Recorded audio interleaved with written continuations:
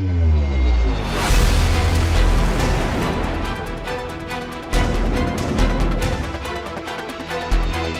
United States Air Force has some of the most technologically advanced weapons in the world. But when it comes to fighter jets and taking control of the skies, the US Air Force has something that no other military can match.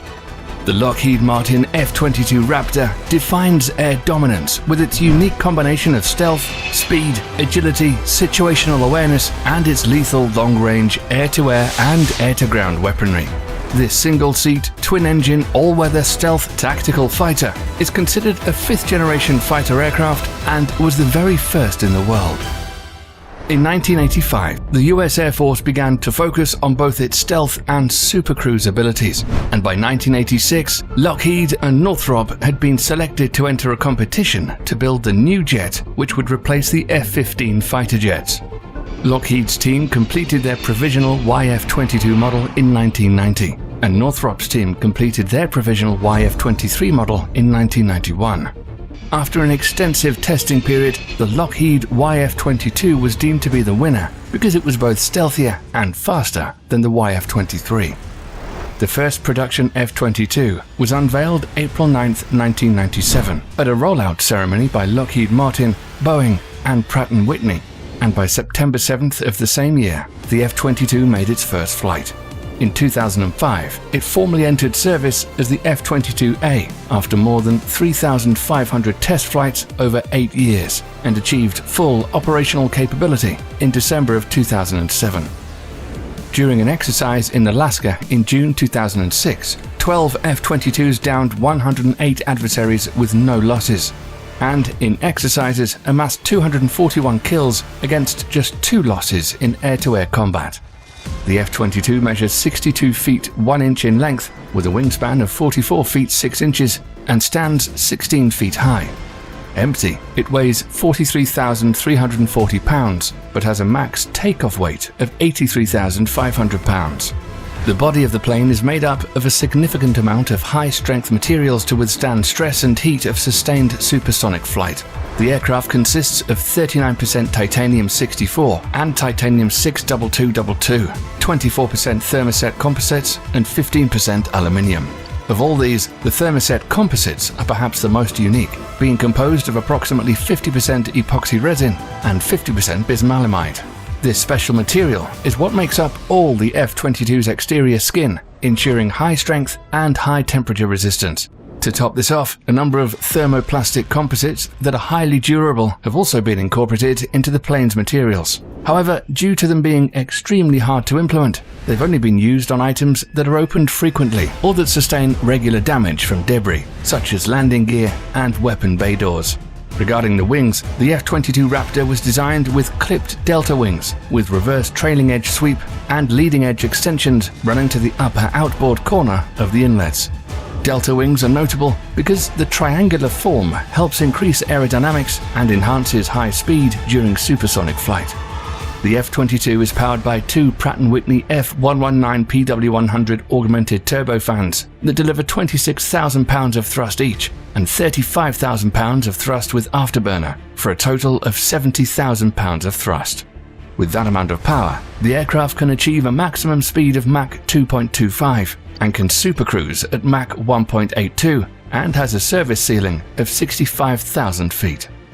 The Raptor has a thrust-to-weight ratio that is nearly at unity with what would be considered to be the absolute maximum, and its resulting high cruise speed and operating altitude make it extremely capable in surviving against ground defense such as surface-to-air missiles. The secret to its incredible maneuverability is the presence of vectoring nozzles in the F-22's exhaust, as they can redirect thrust more than 20 degrees up or down extremely quickly, allowing the jet to perform maneuvers that no other fighter jet can hold a candle to. Interestingly enough, it's also largely thanks to these thrusters that the F-22 has a typical combat speed of Mach 1.5 at 50,000 feet, with a maximum speed of Mach 1.8 without using external stores, and Mach 2.25 when external stores and afterburners are utilized. To top this all off, the F-22 has an impressive ferry range of 1,800 miles, meaning that it can get from London to Moscow by air with distance to spare with its 2 external fuel tanks. The speed and range are complemented by an extremely advanced avionics system. The The plane collects both sensor fusion and radar data from mechanisms located around the plane, with the most notable being a passive radar detector with more than 30 antennas blended into the wings and fuselage for all-round radar warning receiver coverage. This radar has a range of over 250 nautical miles, allowing the plane to detect far-off threats and initiate several defense mechanisms. It can then use the data collected to designate targets for allies and coordinate friendly aircraft. The plane also has low observable active aperture electronically scanned array that can track multiple targets under any weather conditions and can emit frequencies at more than 1,000 times per second in order to avoid detection from enemies. When combined with added features such as the F-22's automatic ground collision avoidance system, it's clear that the fighter jet's avionics truly are elite. An analysis of the cockpit reveals some top-of-the-line technology as well. The very first cockpit made completely out of glass, the monochrome head-up display offers a wide field of view that's displayed upon 6-color LCD panels. The jet is mainly controlled by a force-sensitive side stick controller and a pair of throttles. With radio functionality, communications, navigation, and autopilot data all being incorporated into one streamlined module.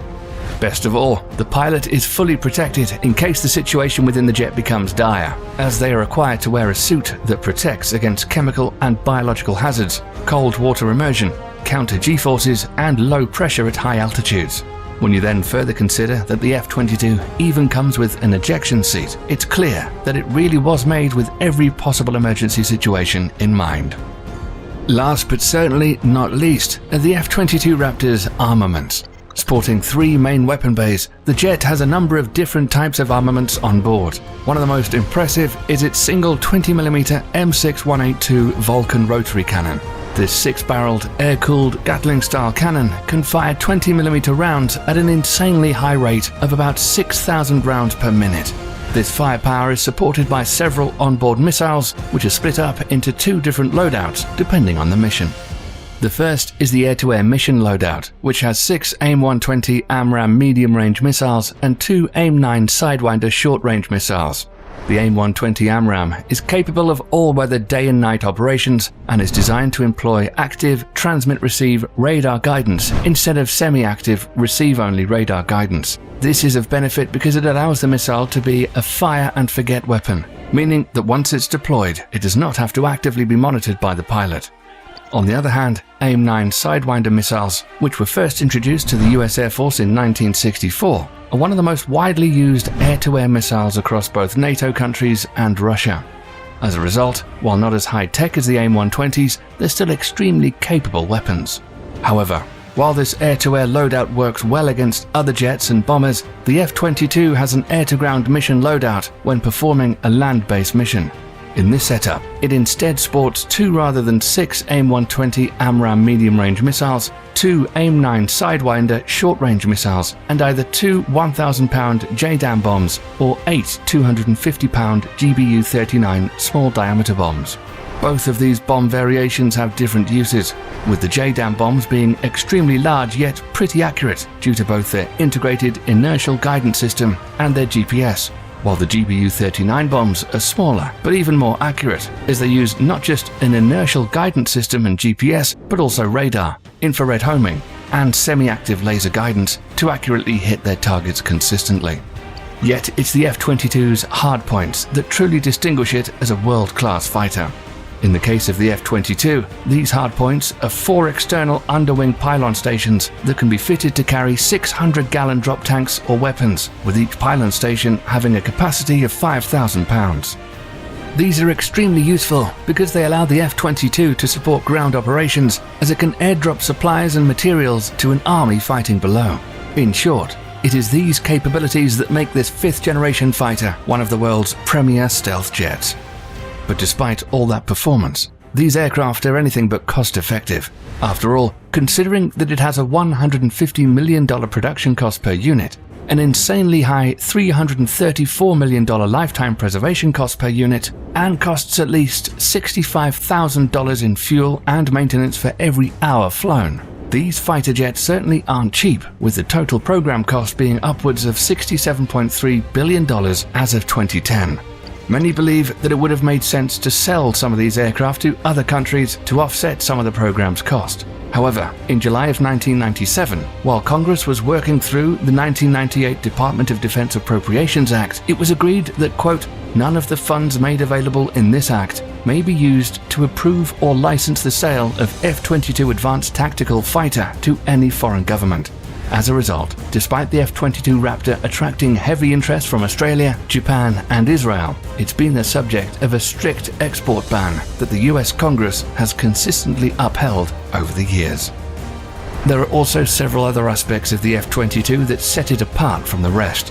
One of the most impressive facts about this aircraft is its radar cross-section, which is so small that its presence on radar would appear to be that of a bumblebee, making it look about 40,000 times smaller than it truly is.